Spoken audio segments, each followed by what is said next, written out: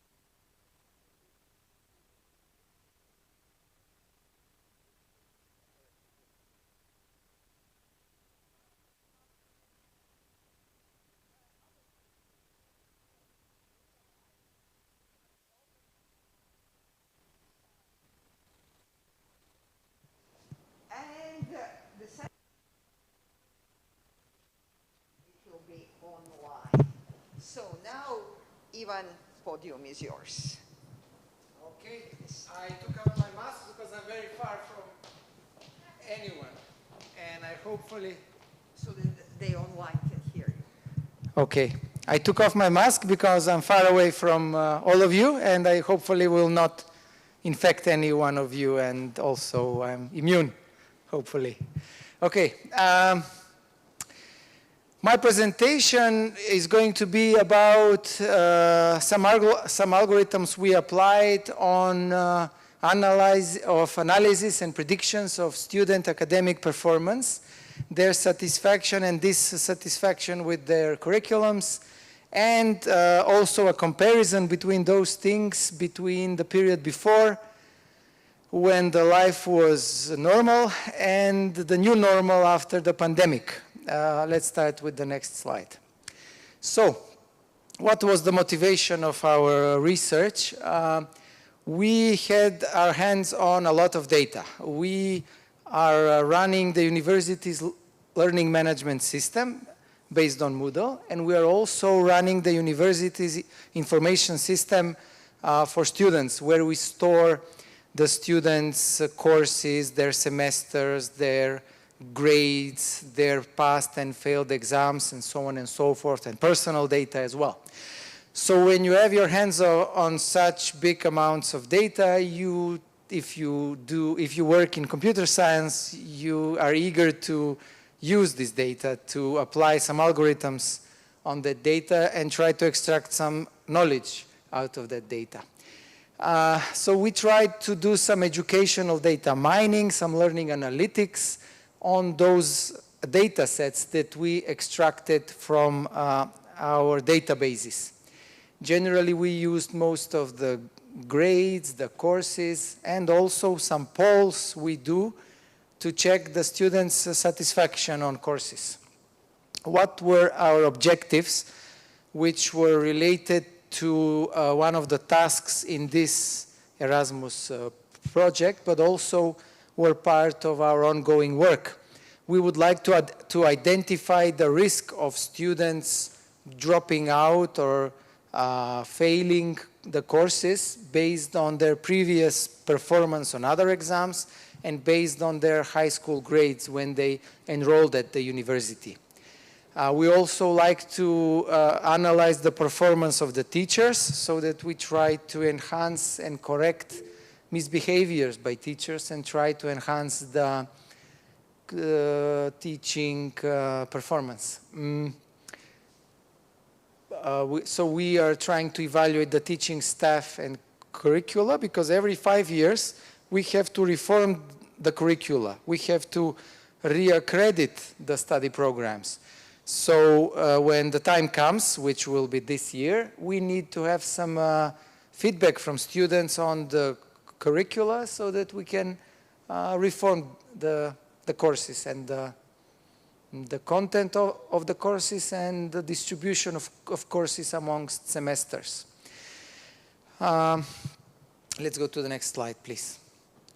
The data sets that we used were at least two. Data sets, the data set A was data from students from the students' information system. So there is data which is already 10 years old now, because the system is more than 10 years old, where we keep information and data for all the students that have enrolled in the university based on their high school grades, and we also have their high school graduation, the national graduation exam and the points they got there. Then we have the semesters they enrolled in, their performance on exams, failures, their grades, and so on and so forth. And there's another data set, which is a mandatory feedback, a poll we have to perform every semester. We have to ask the students several questions which are defined by the university, where the students evaluate the 5 courses they have taken during the semester. They evaluate the teacher, the teaching assistant, and they also evaluate the contents of the course. What was interesting for us, there is a question which is narrative. So they can talk, they can write things, not only select ABC for the teacher, but also they can comment. So we tried to apply natural language processing algorithms to the texts the students entered when they were commenting on the teachers and the courses. Now you should know, of course, that students are forced to do these polls as a pre-requirement to enroll the next semester.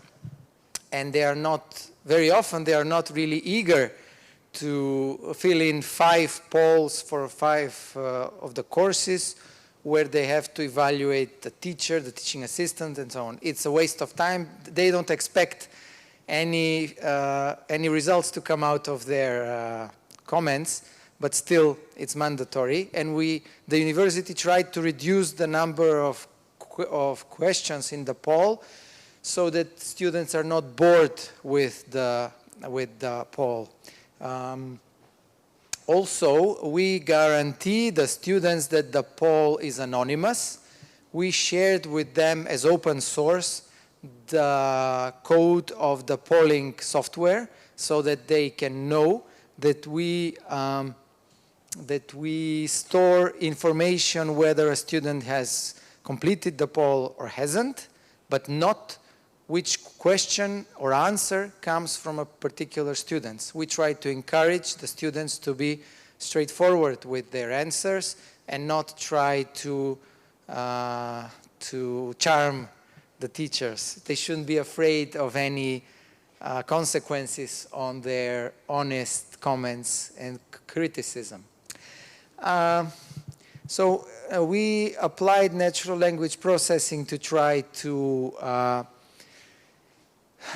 find the relationship between courses themselves. We analyzed the texts in the curriculum of courses to try to group them on several topics.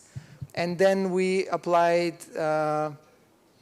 natural language processing on their responses and so on and so forth. Next slide, please. So these are the 2 data mining processes we applied. The first one was the analysis of the student information system, where we store the students, the courses, the exams, their performances, how many times they enrolled in a course, what kind of elective courses they have enrolled. Do they go for hardcore mathematics, or they always choose to go to some soft skills courses just to go up to 240 ECTS credits and complete the studies through the shortest, easiest path available. So this is one approach we used. And the next one was the teaching evaluation system, where we translated the text, we did semantic analysis, the context recognition, sentiment and emotion analysis of the comments they gave, keywords extraction, and so on and so forth. We categorized the courses in our system based on the texts provided in the syllabus of the courses, the curriculums. We grouped them based on six categories from DBpedia using neural networks. One group of courses is math, statistics, and analysis, 61 courses. We have 81 courses for hardware and networks, 74 for system design and analysis, 105 for artificial intelligence and so on, software engineering, 165, and 63 e-business and management courses and some soft skills. For interrupting, you mean over those 10 years, or is this per year? In our faculty, we offer, I think, 70 courses per semester in one accreditation. Throughout 10 years, we've had 3 or 4 reforms of the study programs. Every 5 years we need to do a reform, and sometimes even more often if the law for higher education changes, which happened at least 3 times during the past 10 years. And also there are master studies courses, and there are also similar different courses on different study programs, which can be accepted as identical when students change the majors, but are taught separately in separate programs. Next slide, please. So these are the educational system analysis, the average grades. For instance, you can see that in math and statistics, the average grade they received was between 6 and 7. And the success rate is around 30%, so only 30% of students pass these courses. While in e-business, which is conveniently hidden by the Google Meet, there is 80% throughput. So 80% of the students can pass this e-business management and soft skills courses with an average grade between 8 and 9, almost 9. So, well, it seems that math is much more difficult to pass. I guess they come with pre-applied fear of mathematics, maybe. They come with previously developed antagonism or whatever towards mathematics. The contents of the material is of course much more complicated, while e-business is taught on a basic level by only 1 or 2 professors, which are a minority in a faculty focused on computer science. For math, we have like 15 teachers probably, and for e-business we have 1 or 2 with PhDs in economy, while the other teachers that help with those courses are computer science PhDs with some sporadic knowledge of management, entrepreneurship, which cover these courses, and they help the teacher that has e-business PhD. And in e-business and management, they follow a simple book, I think, on management, which is used in mainstream universities throughout the world. And this book has a set of questions after every chapter.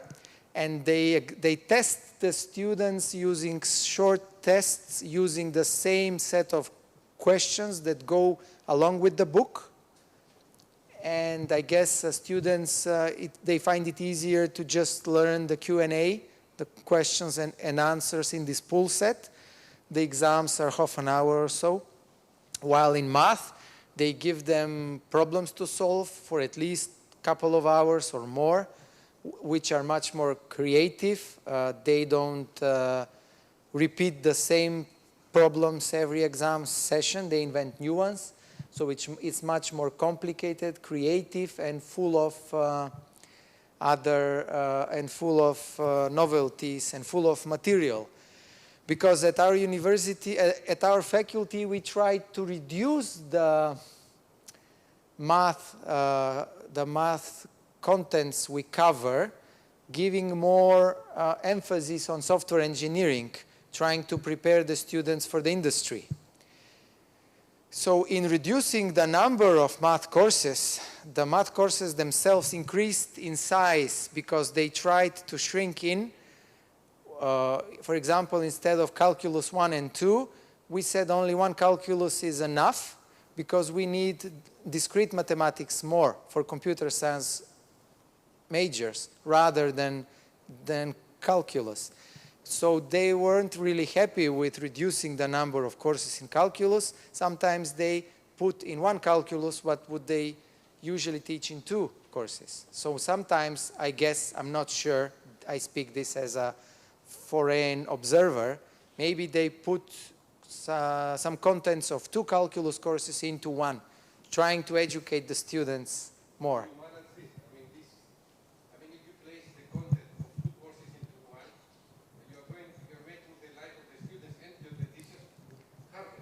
I know, but this is a process of reforming the curricula. The idea was not to put everything there. Maybe the idea was to take away some topics and not cover them. But for teachers, it's not easy to take away a portion of their lectures. They feel probably that students simply can't live without this chapter and cannot be taken away. But that's only a hypothesis of mine. I really can't go. I feel that, but generally, I mean, it's not something that needs explaining. I think that by common sense, I don't know if your question was genuine or a cynical question, because math is always, I guess, more complicated. Myself as an experimentalist, laser physicist, always mathematics, and if I could understand the mathematics, because I'm not the best one, helped me to design the experiment. So the formula and the measurements that I was taking using the mathematics helped me a lot in order to assess my data and design the experiment based, to the formula and to the theory, to the mathematics that they describe the theory. So I believe that sometimes we are doing these mistakes. We are doing these mistakes in my department. We try to say like, we are more applied and we are going to teach them, techniques how to do better engineers. But I believe that we are not making better engineers. We are making less innovative engineers. Because mathematics, in my opinion, say the truth, say to understand and quantify the reality around it. So I think it's a mistake. I mean, if you would like to lead people to innovate technology, you should not train people to memorize techniques, but train people to mathematize the world around. And this is helpful. But this is my opinion. We tried to offer 6 study programs, trying to offer everyone whatever they prefer. So, for instance, one of the study programs, which is basic computer science, has more than 6 or 7 theoretical math courses, including several calculuses, several discrete mathematics, probability statistics, linear algebra, also mathematical approach to data mining, to artificial intelligence. And on the other hand, we have a couple of study programs which are much more applied. One of them is software engineering, where they teach a lot of programming. And for mathematics, they have 1 calculus, 1 discrete mathematics, 1 probability statistics, more or less. And another, which is e-commerce study program. So we have something for every taste. The thing is that when students apply, they don't apply with the same numbers on all these study programs that I mentioned. For the software engineering or the e-commerce study program, we have in the excess of 300 candidates for 240 places. For the basic theoretic computer science, we have only 140 places, so half as much. But we cannot manage to even to enroll all the positions we offer, because the high school graduates, the market, the industry always pushes towards the applied thing, because only few of these students see themselves working R&D, working on creative cutting-edge research somewhere in an advanced research center. They do quality assurance jobs, they web design, they sell software.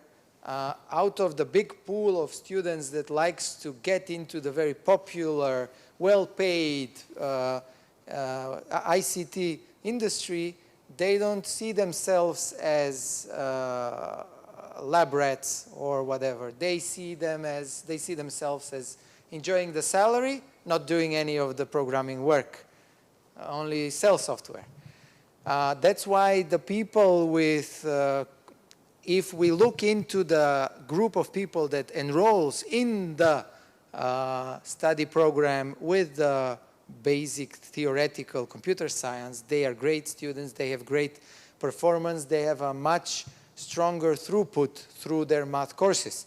But the ones the vast majority of students that fight to get into the applied e-commerce study program, they destroy the average because they don't have 30% success rate. The 30% is thanks to the 80% throughput the minority in computer science major have. The ones with the applied e-commerce have 16% throughput, and they take it from 80 to 30 because of their 16%.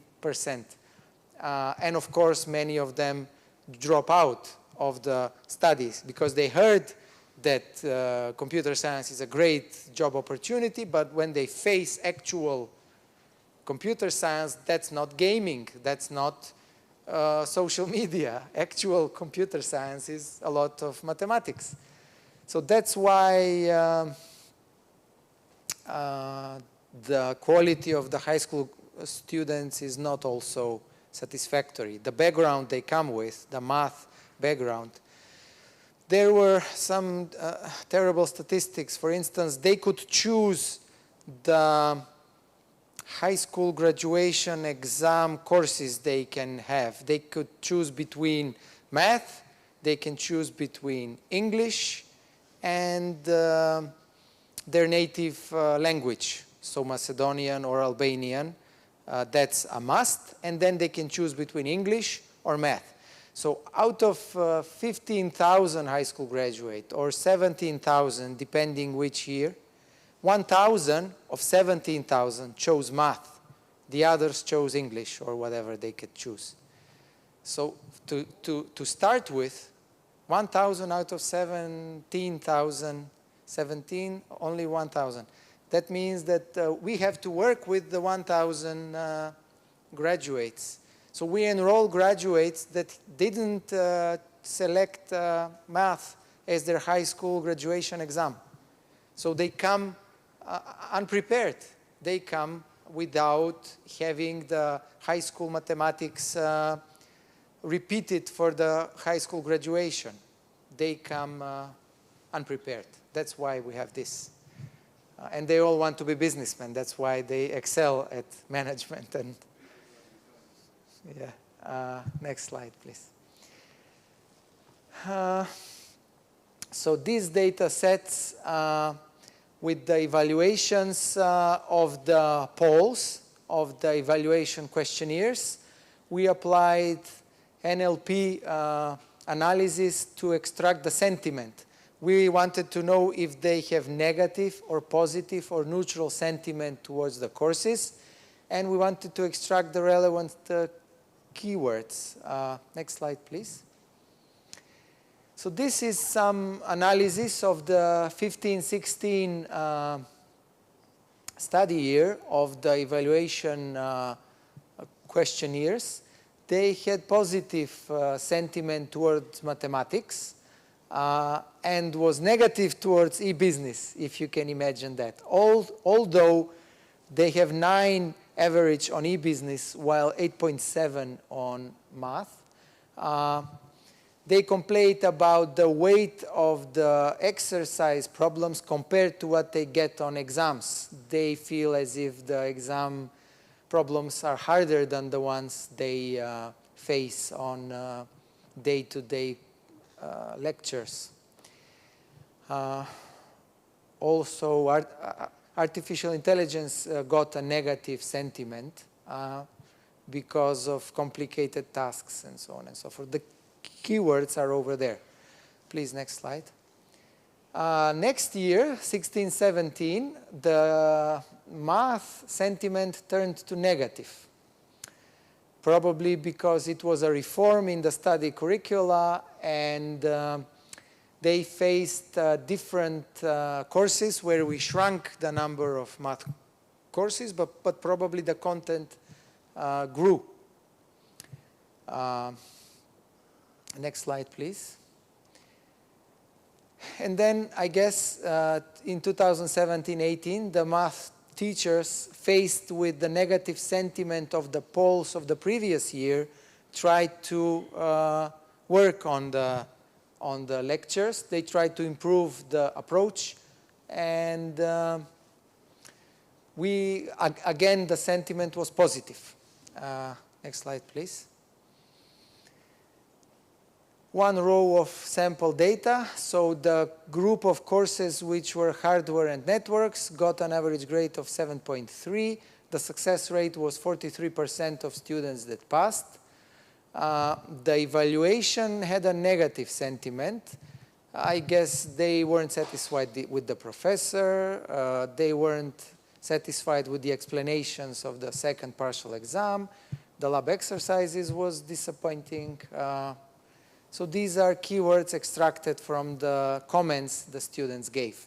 And again, I have to tell you that very few students actually comment. Regardless on our effort to prove them that the polls are anonymous, still not many students are encouraged, are brave enough to comment negatively for the teachers.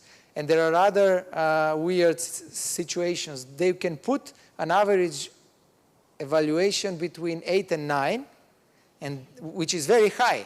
So they put good grades for the teachers. But when they comment, then they really open up.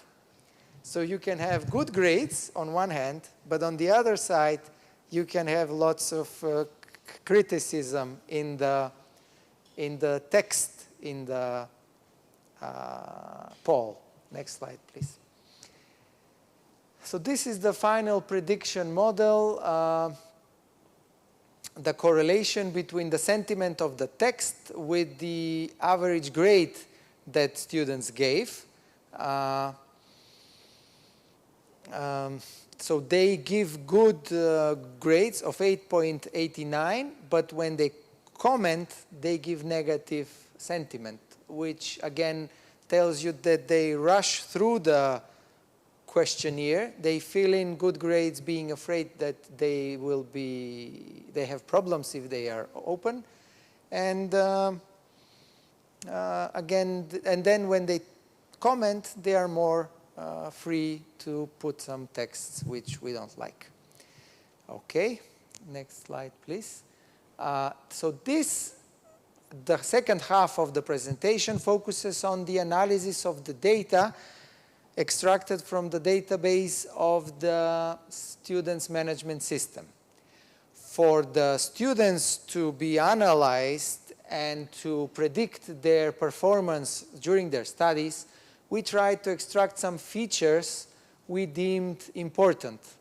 For instance, how close do they live near to the university, whether they live in the capital of the country or elsewhere? Do they have, from high school, what was the high school grade they came with when they enrolled in the university? What was their mother's tongue when they, their native language when they enrolled in the university? Because some of the students have Albanian language as their native language, and when they come at our university where we teach in Macedonian or in English, the ones that have studied in Albanian find it more difficult to study with our university.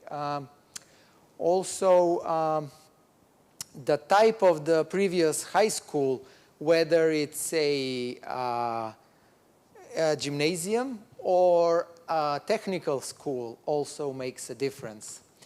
Usually students from gymnasiums are better students, although in the technical schools they could have been studying electrotechnics, but still for the theoretical math courses, the ones from gymnasiums usually perform better. Then students in our country can study both on the budget's expense, if they're good, or if they fail too many exams, they go to the co-financing quota, where they pay twice as much as the ones that pay in the state-funded quota. And that's why this feature gives us an overview of the expected results from the students.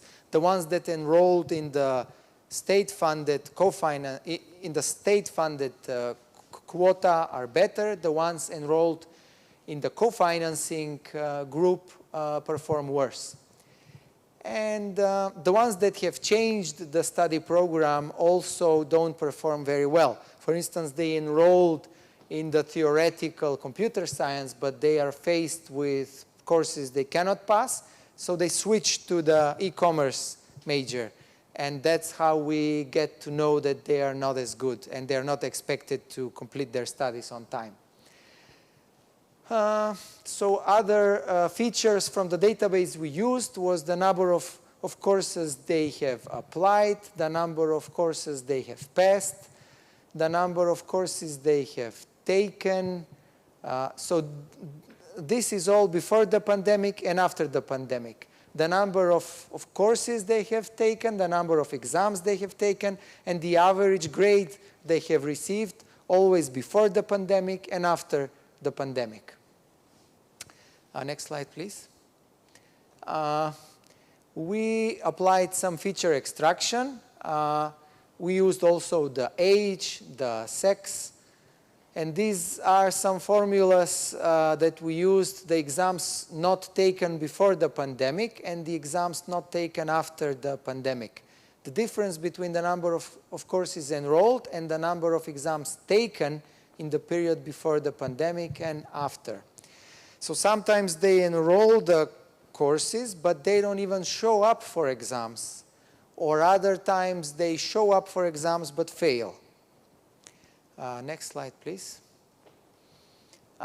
This is a description of the data set and the type of columns. So the age is a numerical feature, but then we have also sex, citizenship, nationality, the proximity to the university, the previous education, the language, the state or co-financed quota, are they using a scholarship, the previous education type, the average of grade, the average of courses, the sum of courses, and so on. Next slide, please. So we use neural networks to predict the academic performance. We wanted to predict how would students perform on their studies, whether they will complete the studies or fail the studies, and which courses they can pass or fail. So these neural networks that we used had layers, normalization input layers, 2 hidden non-linear dense layers, and then a single output layer. Next slide, please. This is the joint distribution of the students ratio before and students ratio after the pandemic, and we can see a negative impact of the pandemic. Fewer students managed to pass the courses, regardless of the fact that the cheating opportunities are greater when passing the exam online. Still, regardless of all our fears that students will cheat when they go to exams from home, they still managed to pass fewer courses and fewer exams compared to the previous period before the pandemic. Next slide, please. Our models showed 84% accuracy in the prediction of the student performance. So the true values are on the left, the prediction error is on the right. Next slide, please. One of the approaches we had in this analysis was explainable AI. In recent years, artificial intelligence is very successful, but there is an approach to it that tries to find explanations to the results we get. Previously, with support vector machines and other approaches, artificial intelligence was a black box. So you would get results, but you wouldn't know why. You couldn't see the if-then relation between features and results. Explainable AI nowadays tries to present the results of the models on a human understandable way so that we can get new knowledge out of the data. Not only black box classifiers, but also explainable logical dependencies between features in the model and the results, because we would like to address the issues that have caused the failure of the students. We don't just want to know which student is expected to fail or pass, but what's the reason for it, and then try to address it. Explainable AI is not only black box answers to predictions, but also explainable reasons why some feature values produce this or that result. And that's how we try to measure the feature importance. So which feature is more important in the decision of the prediction model? Which is the different level of importance of the features in the final prediction whether the student will fail or pass? Naturally, the more credits a student has earned means that more exams he or she has passed, and therefore the expectancy for that student to complete the studies is bigger. The second most important feature was the period of starting the studies. The students that started before the pandemic are more probable to complete their studies compared to the students that started their studies in the pandemic period, because there are students that have not visited the campus for 2 years. They have enrolled in the university when the pandemic started, and they haven't visited the campus. So they are detached from their studies because they study from home. They don't feel the university studies as their main commitment in life. They feel distant. Can I say something? Yes? The pandemic started before 2 years, am I right? 2020, yes. How do you know, what is the duration of your studies? It should be at least 3 years. Yes, it's 3 or 4 years. How do you know? Well, we measured. It started before 2 years if this person will complete its studies on time. Well, this is not, so I didn't express myself exactly. This is not analysis of the completion of studies, but of passing the exams. I said not correctly. So the probability of passing the exams. So the ones that have enrolled after the pandemic are less probable to pass the exams they attended. And there are many reasons for that. They don't study in groups as they used to. They still live at home. They still hang out with the old friends, which are not our students, as opposed to the students that would move to the campus and live with partner students and jointly study and so on and so forth. The exams not taken is also a major feature. The average grade they had was a major feature.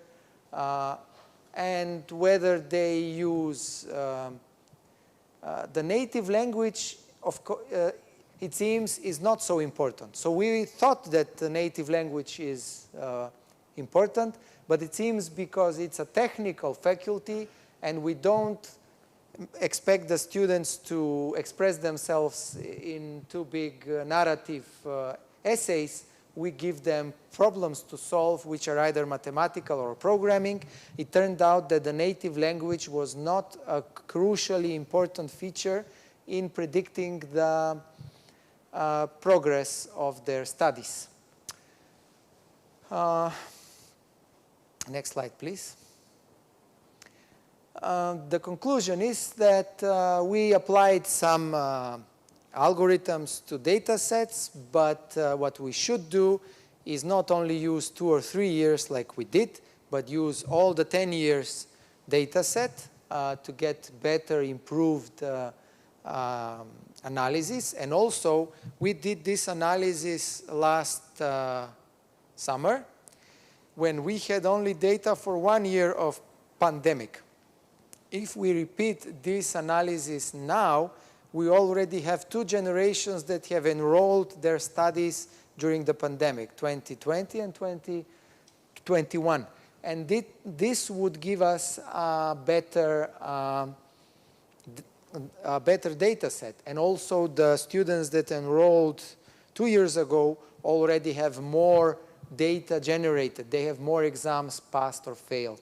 So we need to repeat these algorithms with newer data sets after the pandemic. But the general conclusion is that studying at home is not as effective. That's one thing. And another thing is that we need to work on different approaches to math courses, including problem-based learning and everything we do here. Without the work of ITEM, math exams are doomed in engineering faculties and universities. Thank you very much. Thank you very much, Ivan. So, Rodrigo already has a question. Costa has a question. I always support and enforce Costa's comment. Okay, I have a question. We tried a lot in order to make a prediction model regarding students' performance, but I will explain to you, we have failed until now. The parameters that we have used is based on the learning analytics of Moodle. they are provided by Moodle. So we try to check their commitment to do the frequent testing, the time that they spend in order to do the frequent testing, and also the attendance of the lectures. So using this kind of parameters, our prediction model for each student failed. So what we have done mistake, we don't know what we are doing mistakes since we are monitoring very closely using the technology of the student commitment. And also the only mistake that we did, or we are trying to solve it right now, is like to make the frequent testing an obligation. At the beginning I did not want to do it because I would like to promote to my students, the good way, and not force them to do the good way. And so our model has failed to predict, following a very detailed profile of each student.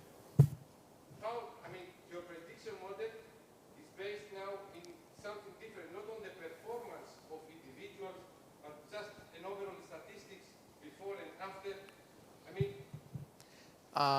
Regarding, For me, it's a little bit yes. confusing. We were more detailed, and we failed in using some general, let's say, kind of statistics. You support that you have made a prediction model. Can you explain, can you elaborate a bit more? I just want to second, sorry for interrupting what Costa said. On another project, we were trying to do very similar what you did, and also miserably failed. Yeah, miserably. The thing is that with Moodle, they, especially when studying from home, they would attend lectures, but simultaneously to watching movies or social media. So I see attendance in my video lecture, but I don't see any interaction because they probably don't listen to me. They are passively participating there. And when you make the short tests, if you make them mandatory, that means that they would all attend the tests regardless of their background knowledge or not. And the frequency of attendance to courses will not give you any information to tests. The frequency of attendance to tests will not give you any useful input because they are obliged to do that regardless of how good they are. It wasn't mandatory. Did you analyze the frequency of attendance to courses or the performance on those tests? Both. So I would like, for example, as a teacher, what I'm doing, I'm telling them, without technology, you should follow the lectures, you should do the frequent testing, and this is a good policy in order to pass the final exam. Now, what we try to do using, these ticket prints, seems that we fail. We fail. The model cannot predict, nothing. Another approach to online tests, another thing with online tests is that they cheat. They share the results on Viber groups. They share the results on forums, on social media. So when you give them the fast test to do in the next 15 minutes. They have a background channel to exchange. We did not, in order to secure this, also I monitor the time that they spend during each one of these tests. So if I can see that the student that has performed well has spent an hour, and I can see someone else that he has spent just 30 or 1 minute in order to do the same, it's obviously that someone has cheated. And this one is that spent just like a few moments, even though the model has failed. So how can we say this is a prediction model? Well, this is a model not on a particular course, but a general model based on the previous performance on the student on different courses and exams. So this is not focused on a single course with the performance on a single course. We analyze the entire student database with their previous performance. So if a student was excellent last year, it's very probable that he's going to be excellent this year. Can I ask you something on this opinion? Because Yes. at the beginning, when I said I checked the results, it was obvious that the average number and the performance of a student that followed, the good route, it's much better than the other ones that they do not follow, the frequent testing, for example. But even though this kind of prediction models, they fail. But Ivan, Yes? maybe the model is right, but your model is showing that the testing is not reflecting the final results. Are not so important enough. And But that's it was the not- model saying. It The was model saying not only the testing. there is no close relation between the student that is getting good results with the exam. Because I guess that you at the end make a final exams. Yes. Complete a subject. Exactly. So the student attends lightly, it's better to attend chapter by chapter, but when you make the big sum, there is no correlation. That is the model what is showing to you. That's not enough. The model has to reflect how is your system of evaluation. And if you disagree, you say, this is not working, it's because your system of evaluation is not correlated with the final results. That's the point. The features that you are using, that are the records of the different tests, are not so relevant. The student has the opportunity to forget all that results because the final results. The good impact of the test is when that belongs to the continuous evaluation and the student, at the same time that is getting good results, they have the feeling and they have the fact that they are overcome the subject and they are passing for the next chapter. So your idea, in order to understand, your idea is like when we are following the frequent testing to lead to the final mark, and not, the people that they are following the frequent testing should not follow the final exam. In some sense, when you say, if you follow the final testing, you are going to be successful, it's not right. It's not a real proof. It's a good strategy in order that the people students, but they jump. But the final exam, It's not necessary to do this final exam because at the end you prepare the final exam and you get. but Rodrigo, I agree with what did you say, but the final exam, it was a pool of questions that they were coming from the frequent testing. So it's the final same. exam was not something irrelevant. So Mood can provide you a pool of questions based on the frequent testing that you are doing. So during the exam, you can create, for example, 100 multiple choice questions, and then you are taking a pool of these questions and you place them to the final exam. They fail. The model failed. The model phase. But it's related. You understand what I mean, no? Okay, the pilot, the exercise that he's doing is not relevant for the final. But Rodrigo, If it's the same example, just a moment. What is the sign? You are training someone to fly a fighter. This guy cannot fly the fighter at the one. You are doing staging. You are doing takeoff. You are doing cruising. You are doing landing. And then you have the final exam flying the fucking jet. They prepare. So to fly the jet, you should know the steps. If you fail to fly the jet, what? Yes, that is the idea that you want to transmit.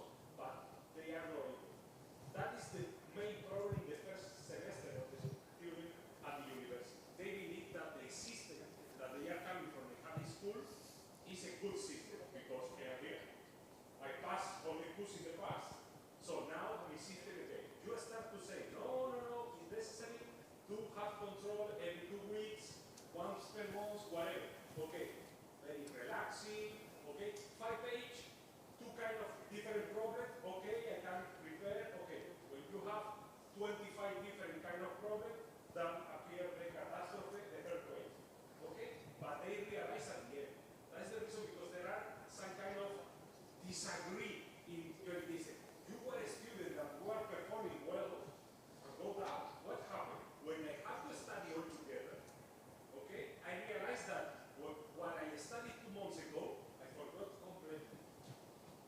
I forgot. But you answered right. You answered right 3 questions. Okay. But 1 month later, I forgot everything.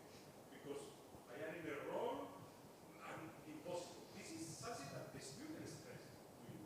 That is difficult. That is the problem with exactly how do you make your teaching, your performance, your assessment, then the predictor will reflect what you do. The final exam is the most opposite to a predictor because you concentrate all the effort in 4 hours, 5, 6 problems, okay, and it's enough. Okay, and in some sense, forget what happened in the past. Okay, you have to make all the effort at the end. Sorry, Rodrigo, I have to interrupt you. Time is flying. What you're saying is insanely relevant, but it's topic for another conversation because what Ivan was doing was not following what's happening on the course at all. His predictors are something else. Yeah, So, using but we have to continue this discussion because that's insanely relevant. I have a story about this. Following this general feature, okay, in the USA, a group of USA universities present one company, all these analytics and so, make the analysis and so, and at the end appears that the key feature for the success of the student was the zip code where his family is living. Oh, I have another story on that. You know, we can discuss statistics here or there, but if I believe somebody, I believe Danish National Institute of Statistics. So they really were trying to do very similar thing as you were. So those overall parameters, what will determine individuals' chance to graduate university?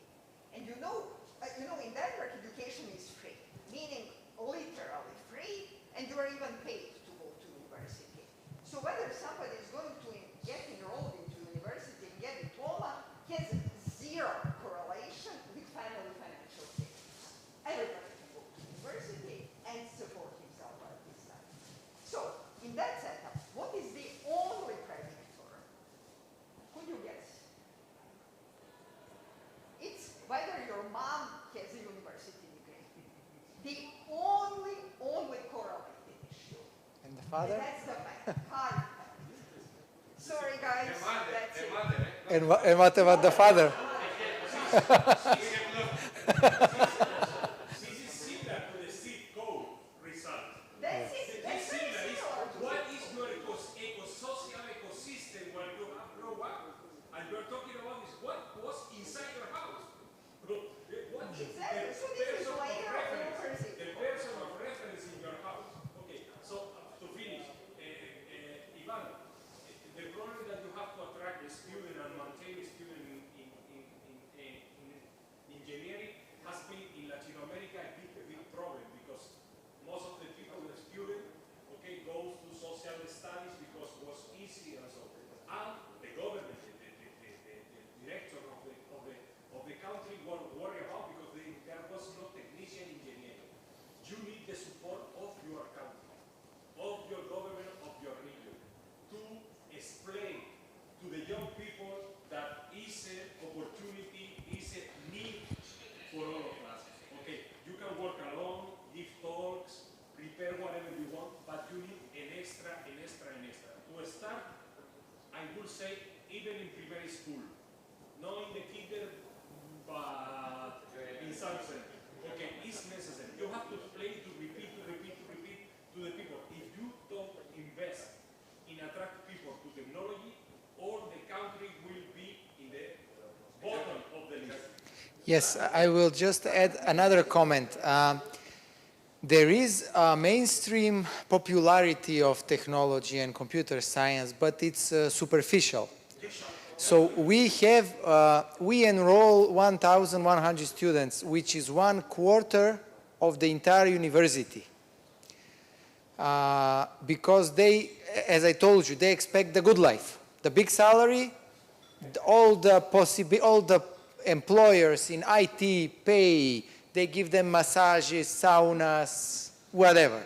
Our life. Yes, our life. Tenerife. The robots are coming, and if they are going to lose their jobs because they are doing something automated, they are going to complain. But they like the benefits, but not the actual work.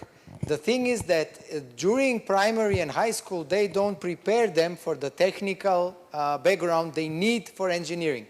They tried to make mathematics mandatory as a high school graduation exam. As I told you, it was elective, so 1,000 out of 17,000 high school graduates, 1,000 chose mathematics.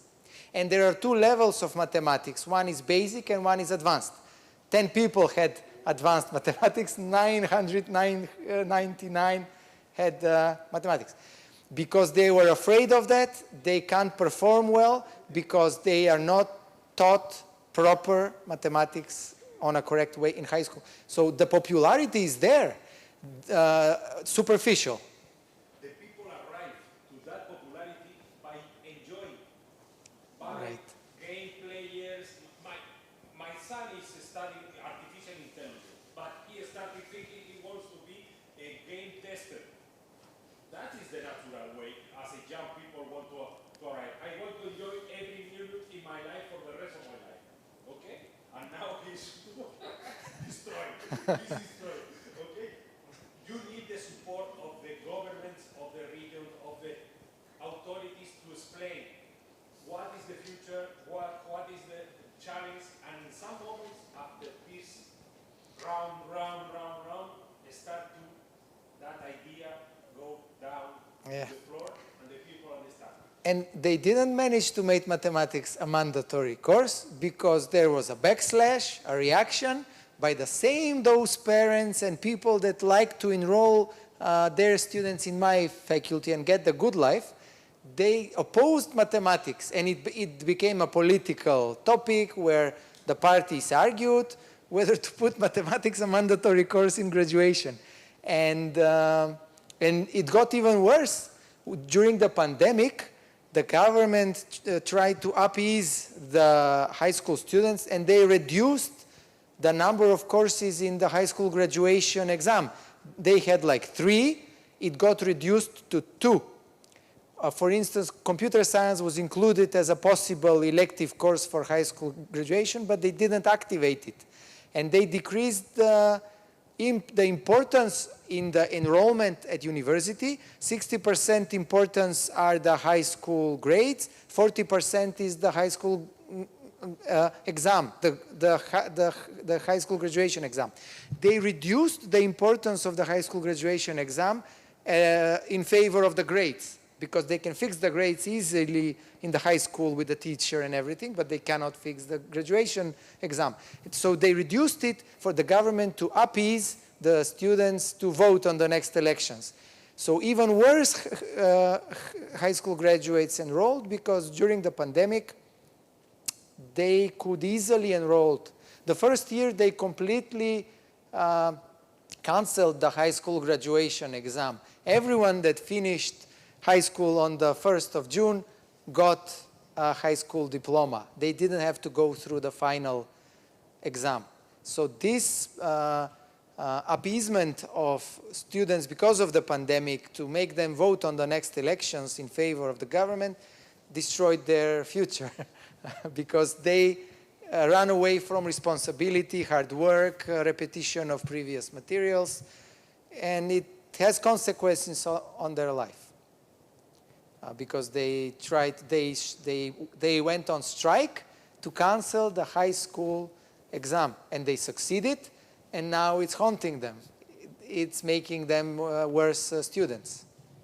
There was one more question. No, this is another question that's comment. I see that we're reducing the curriculum, the study programs, depending on students' opinion.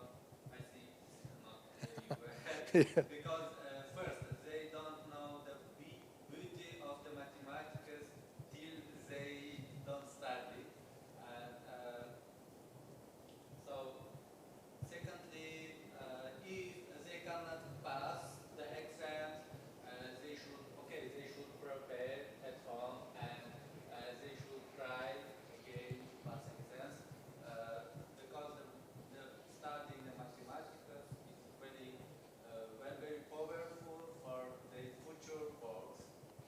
Yes. my opinion, just you can disagree.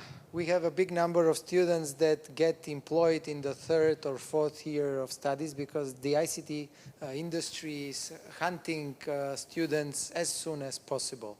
And we have cases where they work, very successful careers, but they have 1 or 2 exams left. And that's very often probability and statistics. The final exam, they go through probability in the second year of studies, but they can continue with having that not completed. So they finish 4 years and they repeat every fall semester, they re-enroll in probability. They re-enroll, they re-enroll, but they don't pass it. Sometimes they stopped even going to exams. They just enroll in the course, pay the course fee, and then they don't show up to exams. They go to work. And then the next year comes, they re-enroll, they pay, but they don't go to exams. And we have a serious number of students that we have the parents come and complain that their child will not finish the university because they have 1 exam left, they enjoy work, and they have stopped studying. I think that we can all sign under this. Absolutely. Okay, thank you very much.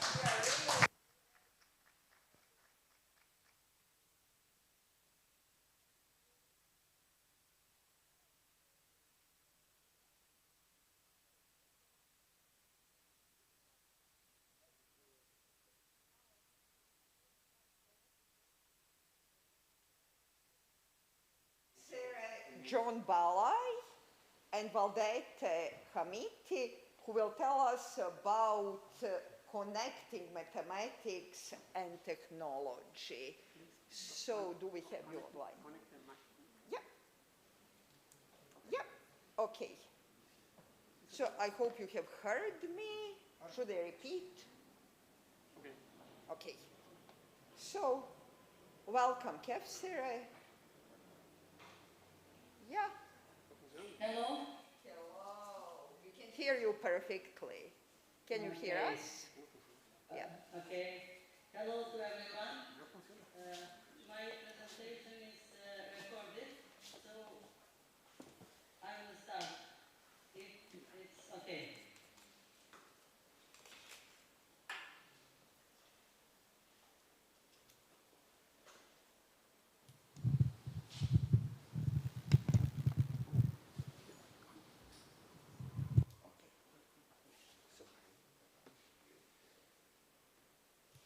Yeah, just go on.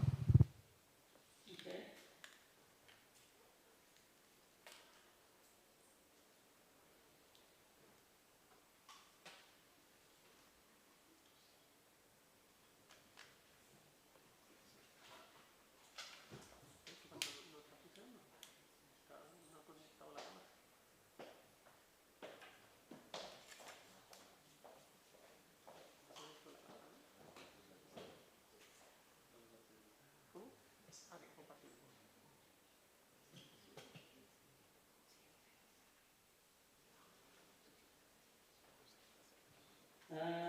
Can you hear me and can you see? Yes, to both.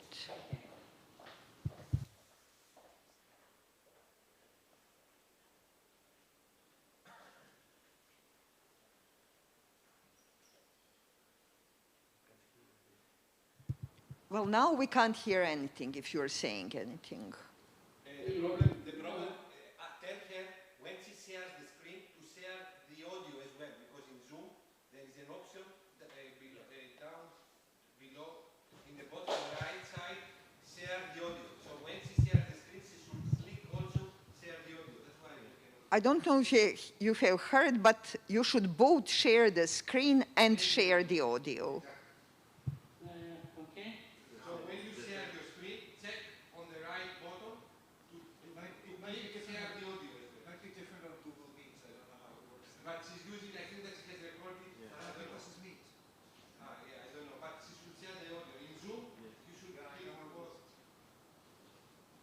That's why.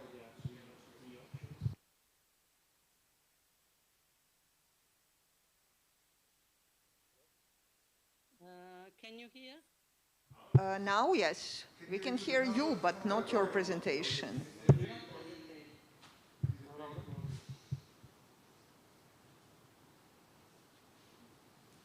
You should have three options in configuration, and the third one is it the third one, I think, for the audio. Okay, well, just a minute.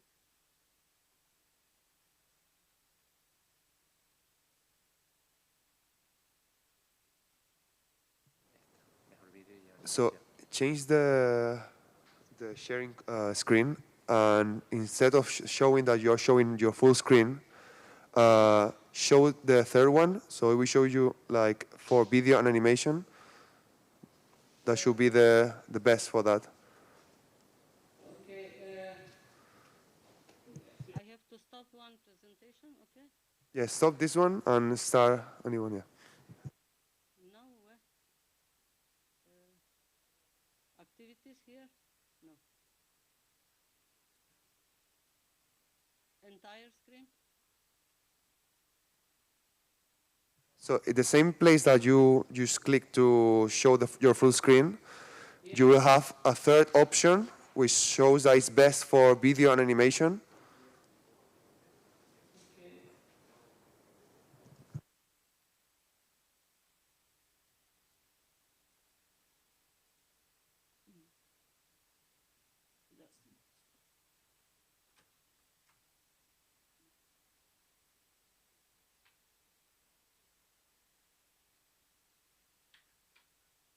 Just a minute.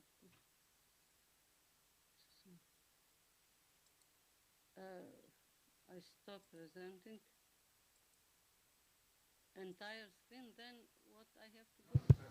So in the button that says present, you will have three options. The third one is the one you need to choose.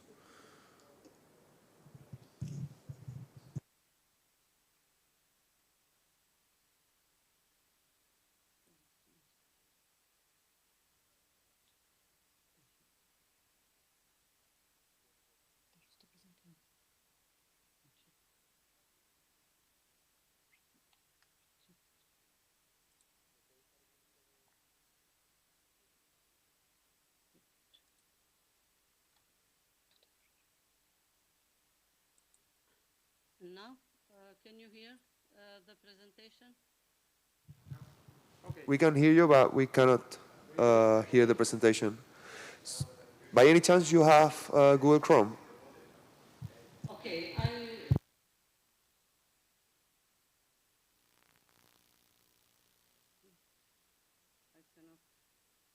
Okay, I will.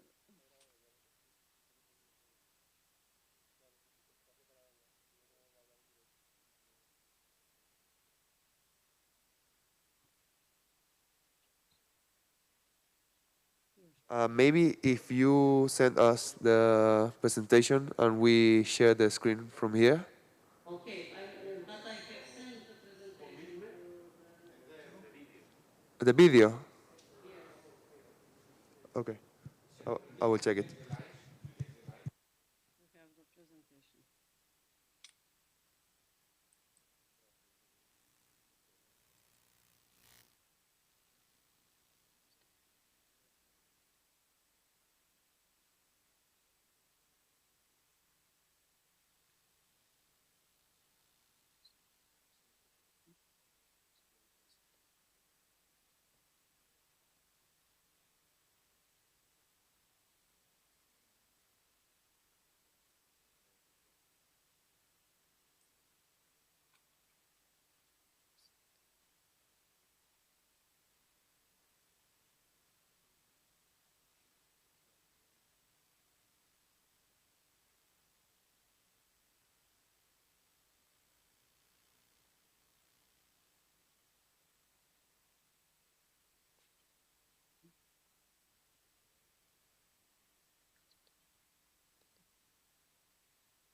Do you want to send again the presentation?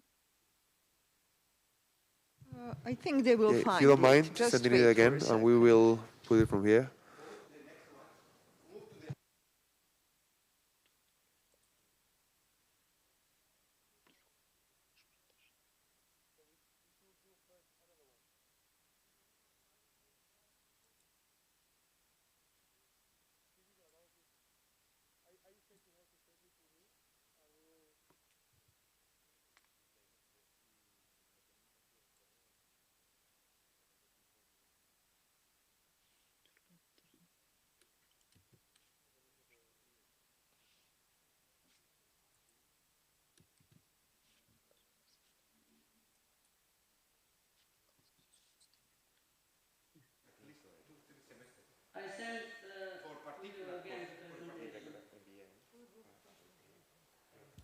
Okay, thank you. Different teachers teach the same course. We have 8 professors teaching the same course on different set of students. So, yeah, in our case, it depends sometimes on some courses.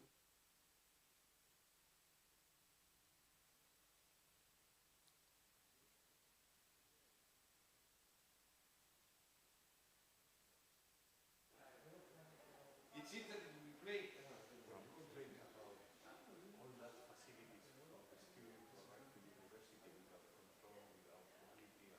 Download it and just try it.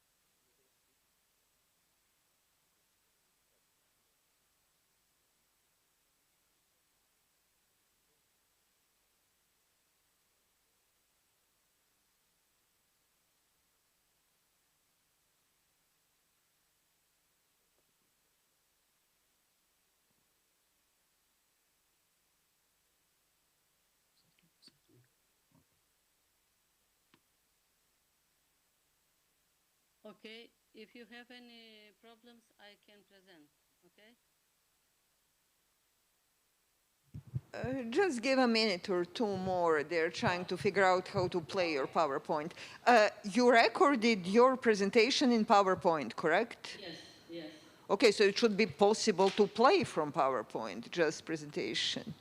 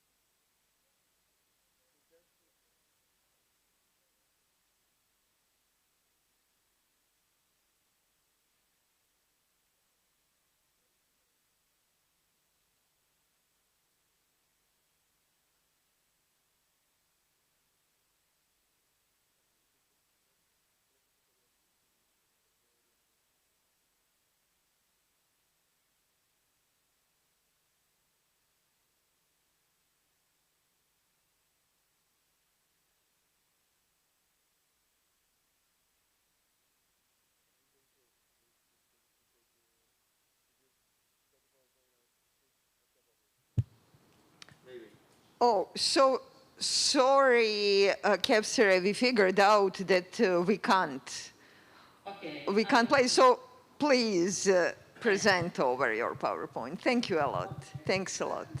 My English is not so well, but I will try. You know, just speak slowly and it will go.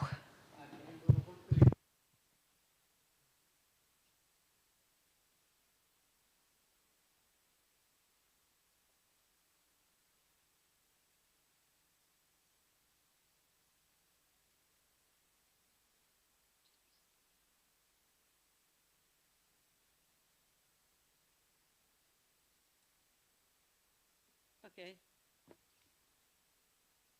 Again, hello to everyone. I with my colleague Valdete Redbecha Amiti work in this presentation, which is entitled Implementation of New Methods in Teaching Engineering Mathematics. We both work in University of Pristina at Faculty of Electrical and Computer Engineering. I'm working in this faculty for 39 years, so it's entire life of working in this faculty. So I can honestly say that teaching is more than just a profession, it's a passion. Our work is content or divided in three parts. The first one is how to increase students' interest and success in mathematical subjects. Second, implementation of new methods in teaching mathematics. And the third one, modern technology in teaching engineering mathematics.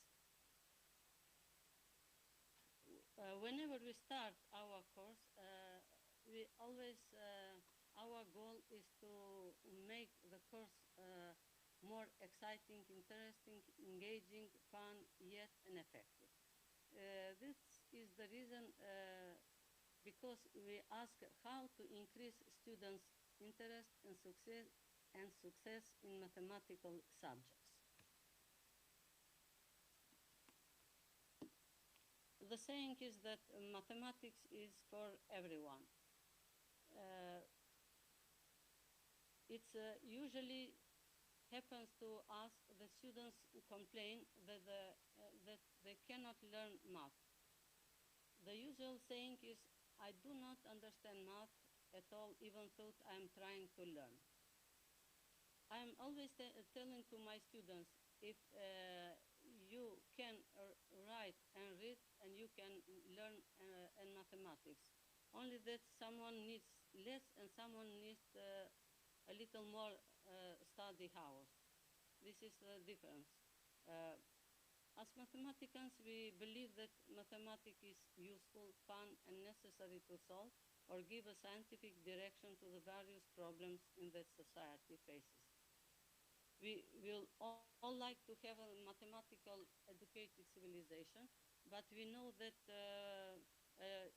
it's a small number of students, they would like to study mathematics or to attend the faculties that contain the mathematical subjects. This is the reason why we try to get familiar with this effort and how to help the student to integrate this effort into the culture of the mathematical department in various faculties, especially in the engineering faculties.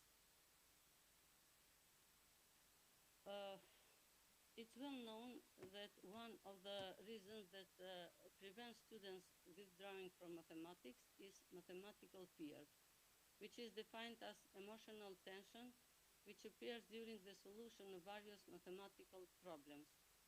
Various researchers show that the tension during the test and the fear of public shame have been known for a long time as a source of unproductive work of the most students. Above the entrance to Plato's academy was the strange inscription, those who have no knowledge of geometry are not allowed to enter. We are asking, was this a belief that only the best philosophers of the time could continue to work, or was there another factor? Such a ban on the perception of mathematics has confined society to the present day. but the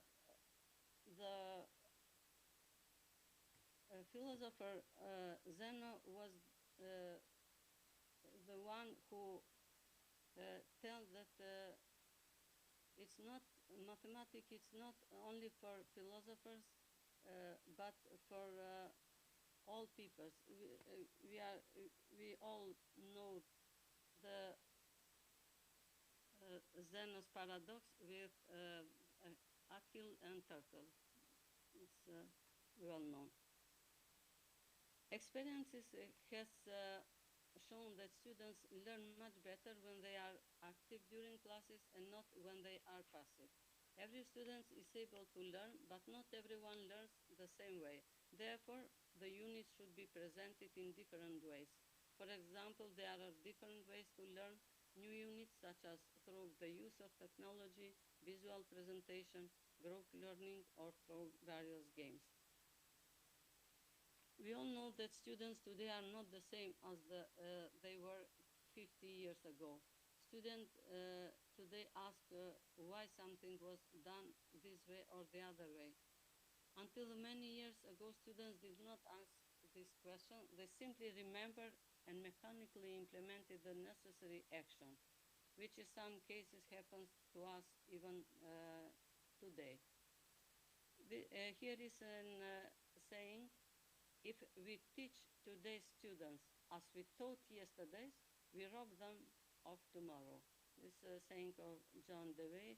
John Dewey was an American philosopher, psychological and educational reformer, and he was one of the most promoted American scholars in the first half of the 20th century. What we are concerning a lot is how to prepare students for the first year of university studies. In recent years, the basic knowledge of mathematics with which students in general have been endowed are steadily declining. Year after year, our students come less and less prepared. Not only they don't have enough knowledge of mathematics, but they also do not possess good working methods and are not aware of how much work they have to do to fill the gaps they have. This does not mean that they are incompetent, but without additional help, most of them will face more difficulties as to follow the curricula of the first year. This phenomenon is caused by various factors, which we will try to explain in the following. The main factor is difference between students we encounter in mathematical classes. But the diverse composition of students is not the only difficulty that math teachers face. It is important to understand that students not only differ in the piece of work and their level of proficiency, but in many other dimensions such as prior experience, conception, motivation, and strategy.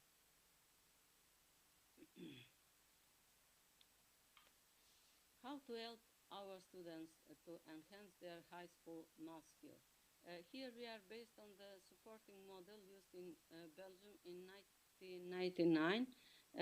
The model which is used from the big number of universities in the entire world.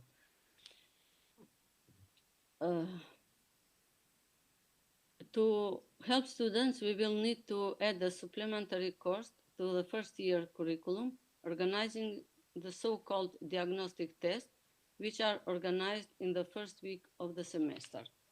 The main purpose of this program is to enhance high school math knowledge. During this program, students benefit from the help of teachers, but also from advanced students themselves. What are the diagnostic tests? Success in calculus depends to a large extent on knowledge of the mathematics that precedes calculus, like algebra, analytic geometry, function, and trigonometry. The following tests are intended to diagnose weaknesses that students might have in these areas.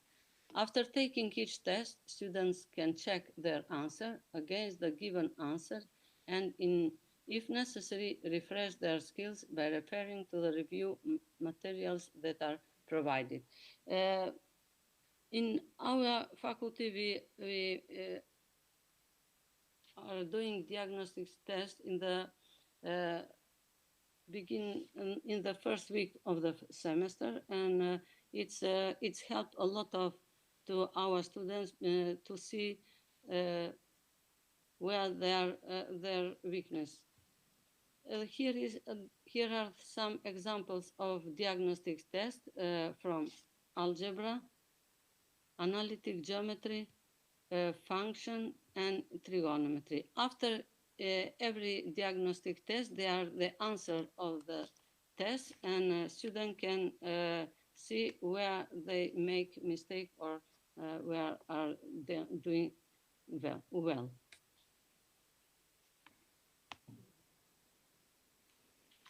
Also, a great help for preparing students for the first year is the elementary mathematical course, which provides students with a basic knowledge of mathematics, as well as enables them to understand high school material in another way.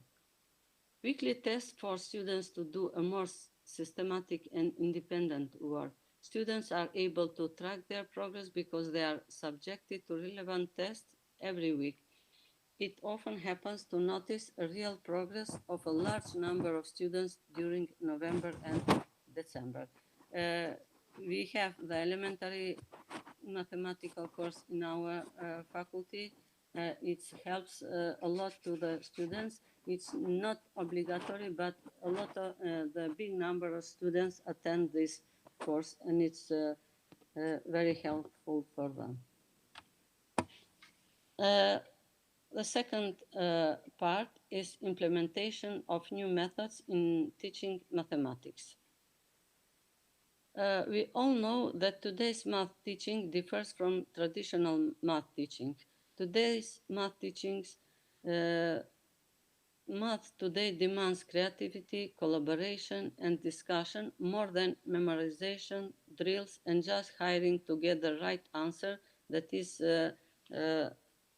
in the traditional teaching. First of all, we'll see the curricula for the 21st years. Studies that investigated the use of mathematics in curricula for engineering education often associate two questions.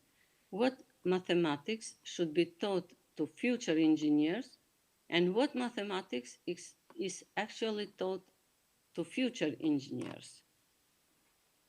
In engineering, mathematics is essential because no technical disciplines can exist without it.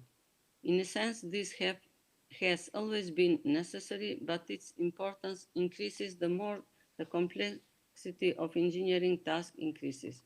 It is precisely this growing role of the use of mathematics by engineers that dictates the revision of university curricula in order to find adequate reflection of the new requirements of the technical and technological developments of such society. The curricula for the 21st century, for the first time, was organized by the European Society for Engineering Education, CEFI. They has brought together many of the leading teachers of mathematics to engineers in a very active working group. This CEFI Mathematics Working Group has now produced a report, Mathematics for the European Engineers, a curriculum for the 21st century. This curriculum was divided on 4 parts. The first one was the Core Zero, and the Core Zero was for every engineering faculty. It is the same for every engineering faculty. It's the mathematics taught in the first semester. Then the core level 1 core level 2 and core level 3 depends of the departments of engineering faculties, which mathematics they need. There are a lot of innovation strategies in mathematical teaching, but we will see only some of them here. The traditional way of teaching math classes is based on teaching by telling or chalk and talk approach, especially in the first year of the university degrees. It is characterized by large classes and single disciplines teaching based on lecture-based delivery. Recently, there has been a growing interest by the engineering professionals and the bodies for accrediting engineering degrees in promoting a change in this paradigm. As Einstein used to say, we must revolutionize our thinking, revolutionizing our actions. The proposed new teaching paradigm consists in the implementation of the following strategies. Adaptation of course curricula, emphasizing the problem-based learning PBL, learning by doing, so-called hands-on learning, and application of the EduScrum as a pedagogical approach promoting active learning by working in real-world engineering problems. First of all, we will analyze the traditional method of teaching. The traditional method of teaching is pre-technological education context. The teacher is the center or the source. The educational material is the information or message. The student is the receiver of the information. The delivery medium, chalk and talk method, overhead projector, transparencies. In such a lecture, students assume a purely passive role and their concentration fades after 15 to 20 minutes.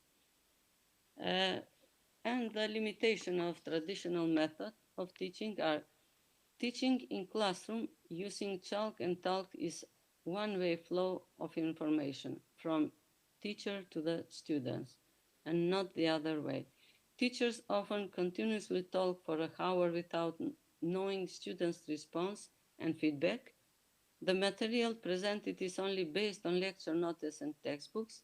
This influences interaction with students in classroom. More emphasis has been given on the theory without any practical and real lifetime situation, and learning from memorization but not understanding. The other, we'll see the strategies because it was the traditional teaching method.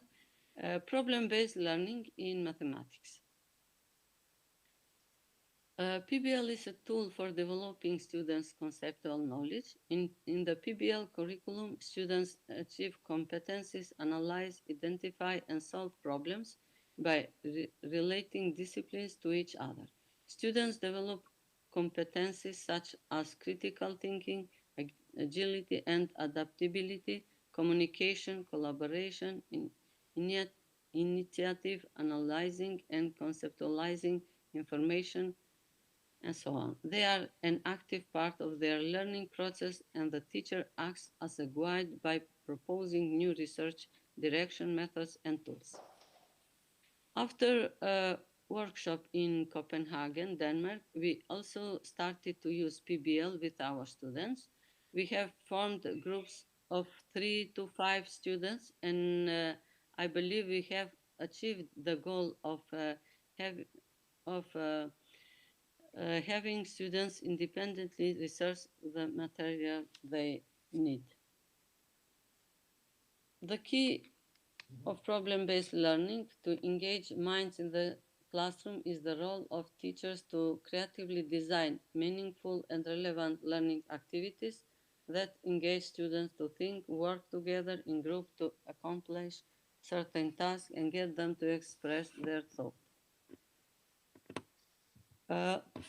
What is PBL worth? Many students lack a deep understanding of math concepts. This fact helps a lot of PBL. PBL is a promising approach not only to build math understanding, but also to test students' conceptual knowledge. In the other way, teachers find it difficult to develop a real-life hook for students to work through the problem solving independently. With help of PBL, PBL requires teachers to present students with multi-faced real-life problems and act as facilitators supporting students in organizing their own learning. The other strategy is hands-on learning, which is important in STEAM education. Experimental learning, commonly known as hands-on learning, is believed to be the most effective method of learning things, learning by doing. Aristotle, the famous philosopher, quoted that, "For the things we have to learn before we can do them, we learn by doing them." And this applies in areas of study that requires activities such as science, technology, engineering, and mathematics. Hands-on learning and hence the desire to learn promotes self-learning skills and offers an efficient involvement of math subject and engineering environments. To succeed in life, students have to be able to apply what they have learned to a variety of scenarios. Hands-on learning teaches them to model the concept they've learned to various iterations of a problem or issue. Hands-on training teaches students to evolve and improve on their match the evolving world around them. In a world that is rapidly evolving, access to students who have this ability to evolve are in an advantage position over those who are reluctant to change. A hands-on approach is a great way to develop a growth minds. Hands-on learning growth mindset. The other strategy is the EduScrum as a pedagogical approach. Applying the EduScrum methodology enhances collaborative learning, emphasizing the students' interactions with each other. Students are involved in small groups and work towards a common goal, learning while being evaluated individually. In this sense, the math curricula teaching will be modernized and updated to include this new methodology teaching strategies. This modernization may contribute to award the European accreditation of European programs to accreditate engineering degrees at partners universities.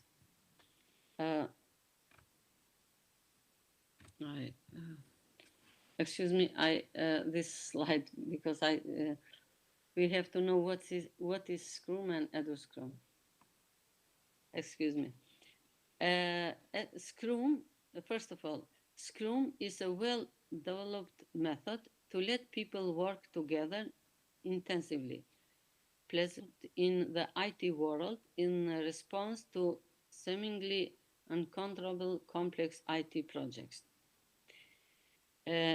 EduScrum is an active form of collaboration with which students in teams complete assignments according to a fixed determine their own activities and keep track of progress. The teacher determines the assignments, coaches, and gives advice. The teacher determines the why and the what, the students the how. It means EduScrum contains from three words: what, why, and how. What and why is for teacher and for students is how. This is Scrum and EduScrum. We saw, and what are the Scrum's values? The Scrum values are courage, focus, commitment, respect, and openness. I'm not going to read them because of time. And which are the most important aspects of EduScrum? It EduScrum, it prescribes why and what, but doesn't define how. Students have autonomy and take responsibility for their own learning process. Responsibility is delegated from the teachers to students. Learning in central in EduScrum, students learn how to collaborate better, learn smarter, and learn more about themselves. EduScrum not only improves the learning results, but also helps students discover their strengths and learn how to work together in teams. Important aspects of EduScrum for teachers is to have an agile mindset, to trust students and give them freedom to choose how they will be achieving the learning objectives. And quality of students' achievements is constantly evolving during a school year as a result of ownership and continuous improvement processes. Okay, all the time we are speaking about big changes in the higher education and the changes in the entire world, not only the education. What drives changes in the future higher education?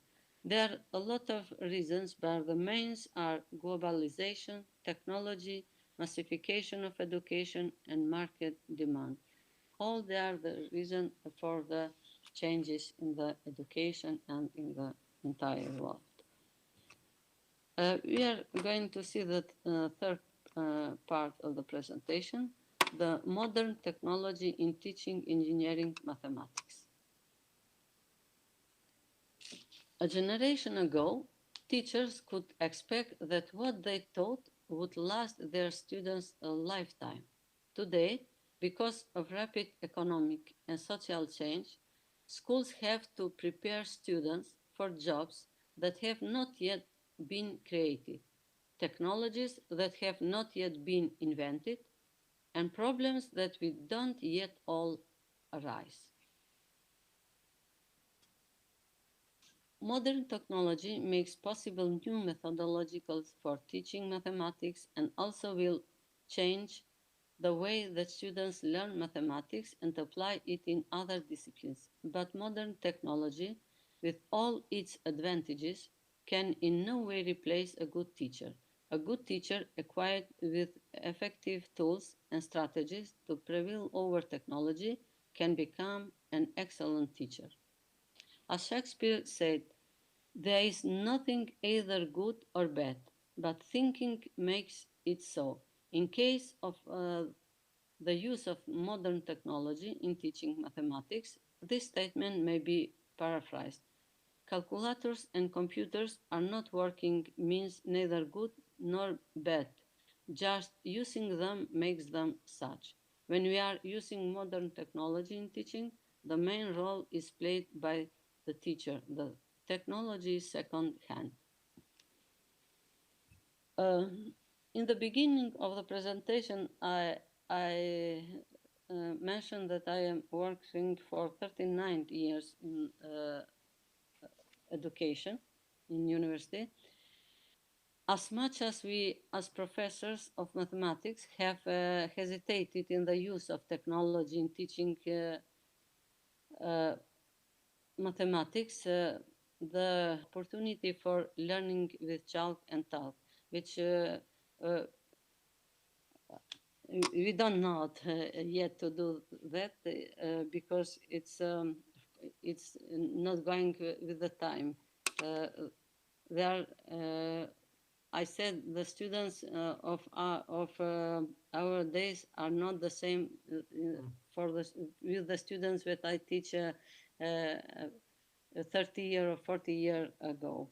So we must change the teaching and to use technology in teaching of math. Technology integration. Integrating technology is not about technology. It is primarily about content and effective instruction practices. Technology involves the tools which we deliver content and implement practices in better ways. Its focus must be on curriculum and learning. Integration is defined not by the amount of type of technology used, but by how and why it is used.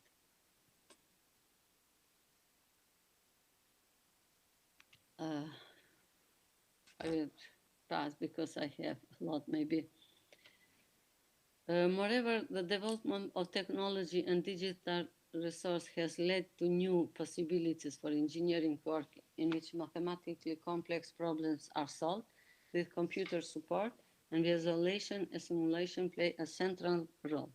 These developments have also changed the conditions for teaching and learning.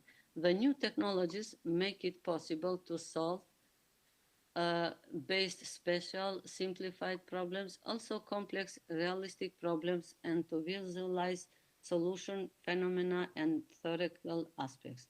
New information technology also makes it possible for students to work at a distance, particularly in the recent pandemic.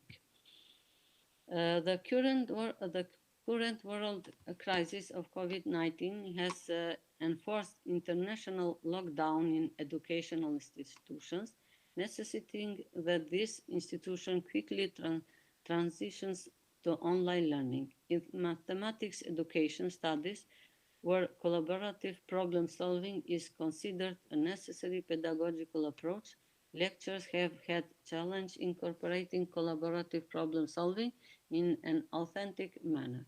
There are now also complex living and learning contexts in which the students have to undertake their learning process.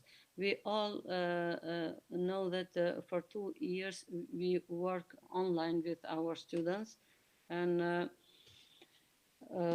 we have to do some test, short or quickly test with our students for assignments, and this part of assignment was the difficult part on the online process of learning. Okay. Use of special software, reviewing the literature considering the use of software in mathematics education for future engineers, we identified two issues. Some studies consider digital tools and their use for mathematical problem solving as an essential new skill for future engineers and ask which activities afford the learning of such new skills. This is a completely different perspective from using digital tools as a means to improve learning.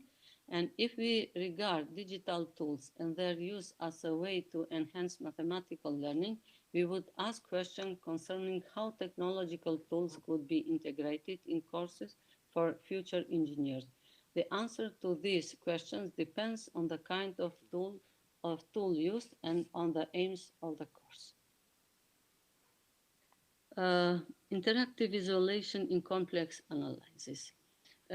We use technology a lot in mathematics, but in analytic function of a complex variable exhibits some of the most strict beauty found anywhere, but in the ages of black on white printed textbooks, this fact has been largely inaccessible to all except a few.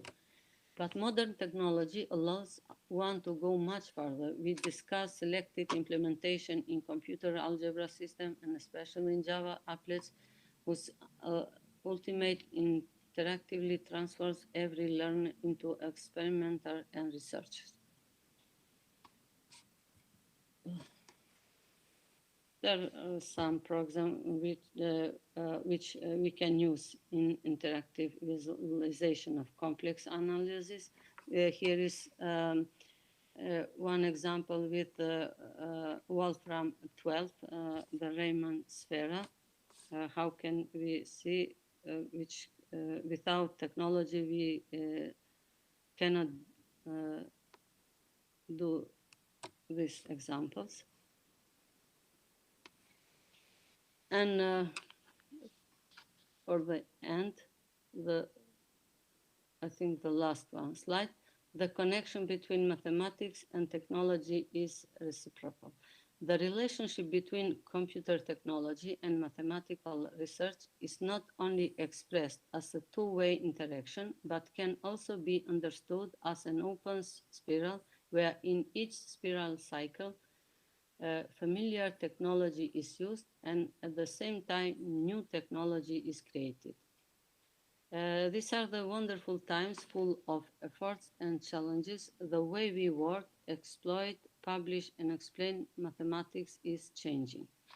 So we can conclude that once advanced mathematics has changed technology, while now advanced technology changes mathematics.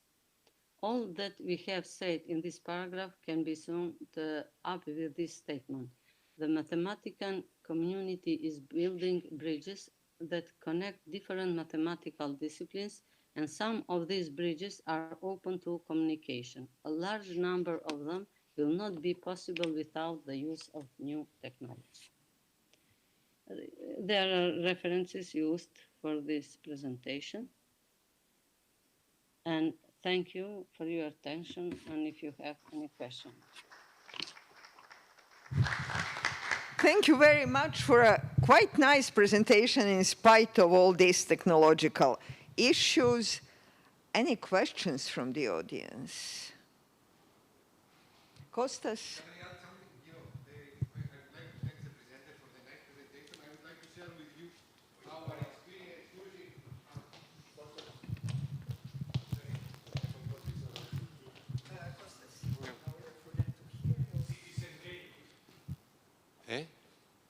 So thank you very much, Efsere, for this nice presentation. I would like to support you through our experience how to apply Scrum in physics course. We apply Scrum in a close collaboration and advice from Technion, and the results are fantastic.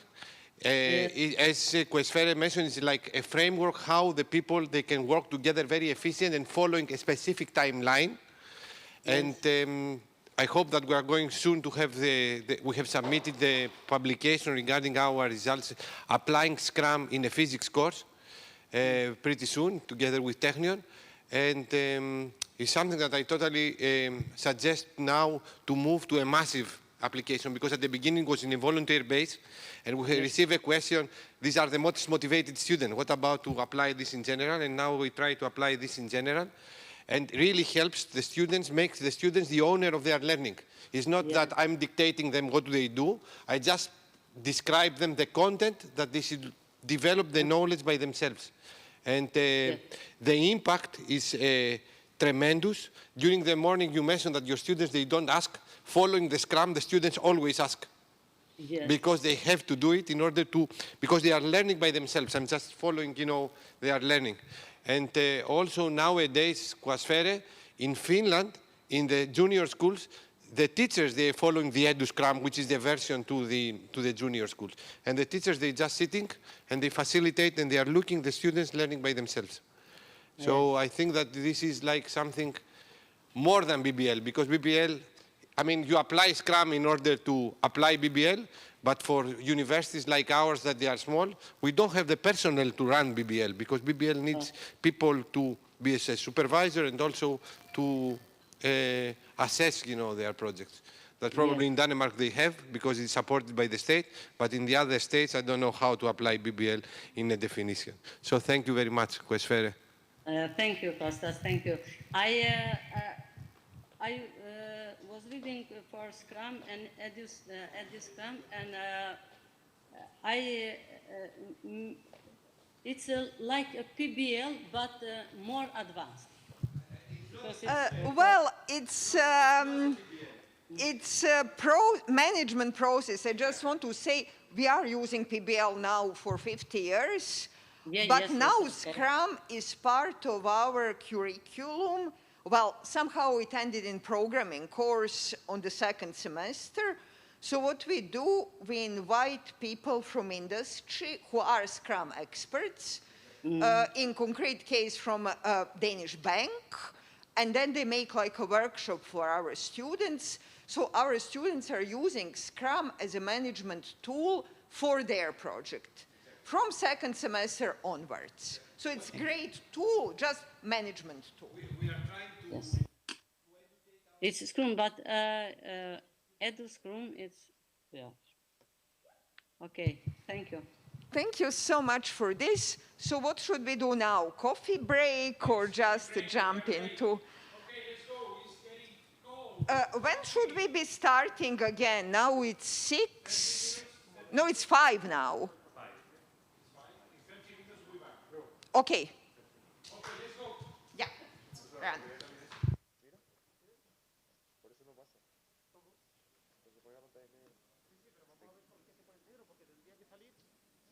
Tendría que salir este ordenador completo. Es decir, por aquí por el 3 tendría que estar entrando este ordenador completito. Lo que esté en ese ordenador tendría que estar saliendo por el 3.